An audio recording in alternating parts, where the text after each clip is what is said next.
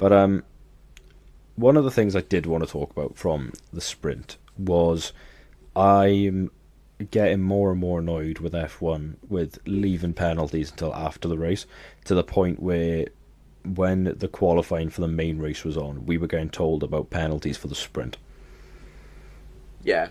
I understand that there's like checks and it's got to be stringent and they got to make sure they've done it right. But it's a bit like VAR in football.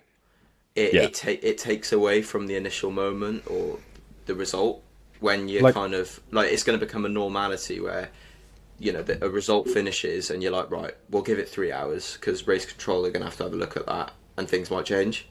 well, yeah, Alex got P4, didn't he? And he went to like the media pen after the race, and it was one of the people from Sky was interviewing, and she was like, "Oh yeah, by the way, do you know you're getting investigated?" And Alex was like, "What?" And he was like, "Yeah, safety car infringement. You're driving too slow. You're probably going to get a penalty." And Alex was like, "Ah, well, I didn't know that."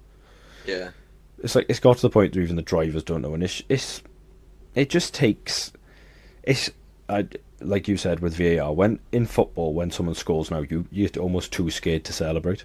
yeah, But and now it's like the minute there's a race with chaos or there's like a late red flag or a late safety car, you're like checking everything to make sure your driver hasn't gone too slowly, your driver hasn't done this, done that. And honest, it's just tiring at the end of the day.